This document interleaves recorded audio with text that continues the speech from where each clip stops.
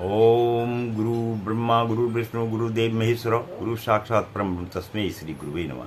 मैं पंडित गिरीश चंद्र तिवारी आज सभी हरि भक्तों के सम्मुख जो है कुछ ग्रहों के बारे में विशेष जानकारी दे रहा हूँ।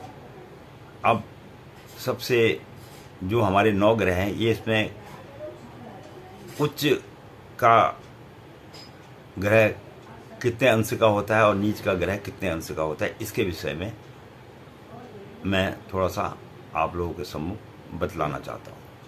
आशा करता हूँ आप ध्यानपूर्वक सुनेंगे और जो है तदुपरांत अच्छे लगने पर अपने इष्ट मित्रों को भी फॉरवर्ड करेंगे। अब सबसे पहला जो उच्च का माना जाता है वो सूर्य का है। सूर्य 10 अंश पर जो है उच्च का होता है मेष राशि में, और चंद्रमा वृक्ष राशि में 3 का उच्च माना जाता है, और मंगल मकर राशि में 28 अंश का उच्च का माना जाता है, और बुध कन्या राशि में 15 अंश पर उच्च का माना जाता है, और गुरु कर्क राशि में 5 अंश पर उच्च का माना जाता है। शुक्र मीन राशि में 27 अंश का उच्च माना जाता है। शनि तुला राशि में 20 अंश का उच्च का माना जाता है। राहु मिथुन राशि में 15 अंश का, और वृषभ राशि में भी 15 अंश का माना जाता है, और केतु धनु राशि और वृश्चिक राशि में 15 अंश का माना जाता है। तो ये तो स्थिति रही हमारे ग्रहों की उच्च स्थिति। अब कुछ नीच स्थिति भी होती है ग्रहों की। अब उसमें जो है तुला में जो 10 अंश का उसे नीच का माना जाता है।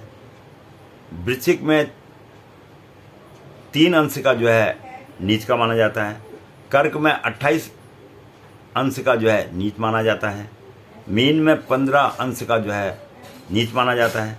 मकर में 5 अंश का जो है मीन जो है वो नीच का माना जाता है, और कन्या में 27 अंश का जो है वो नीच का माना जाता है। मेष में 20 अंश का नीच का माना जाता है। धनु में 15 अंश का नीच का माना जाता है, और मिथुन और वृषभ में जो है 15 अंश का नीच का माना जाता है। तो ये हमने आपको थोड़ा सा जो ज्ञान दिया कि ग्रह कितने अंश पे उच्च के होते हैं और कितने अंश पे नीच के होते हैं, तो इसके विषय में मैं आशा करता हूँ कि आपको थोड़ा बहुत कुछ समझ में तो आया होगा, और इस प्रकार से जो है कुंडली विश्लेषण किया जाता है। तो आशा करता हूँ कि आप लोगों को अच्छा लगा होगा, और थोड़ी ज्ञानवर्धक बातें बताना भी जो जीवन में ज़रूरी होता है। बाकी तो हमारा ये अब कार्यक्रम चलता रहेगा, और जैसे जैसे मेरे मस्तिष्क में विचार आते रहेंगे मैं आप लोगों को अपनी ओर से कोशिश करूँगा कि आपको सरल तरीके से समझाऊं, क्योंकि ज्योतिष विद्या को सीखने के लिए नक्षत्र आदि का तो ज्ञान होना ही चाहिए, और साथ में ही इसमें एक पुस्तक आती है शीघ्र बोध। बिना शीघ्र बोध को पढ़े ज्योतिष को फलित करना आसान नहीं होता है, क्योंकि शीघ्र बोध के अंदर में सारे सूत्र लिखे हुए होते हैं, और उन सूत्रों के आधार पर ही ज्योतिष की गणना होती है। अब ये नहीं है कि हम संस्कृत में बोलना नहीं जानते, या हम क्योंकि आम आदमी को संस्कृत बोल के हम अपनी विद्वता दिखाना नहीं चाहते।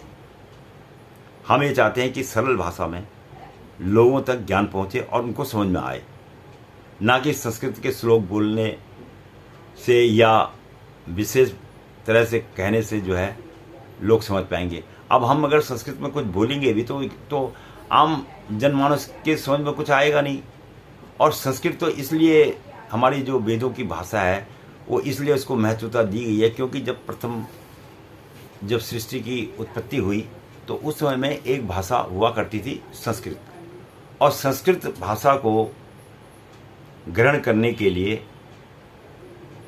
और सीखने के लिए जो है 14 स्वरों की आवश्यकता होती है।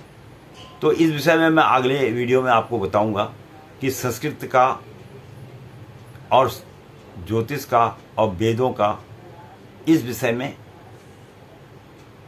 क्या महत्व है और ये किस प्रकार लोगों के समझ में आएगा, वो मैं आपको अगले वीडियो में जल्दी ही शीघ्र ही दूंगा।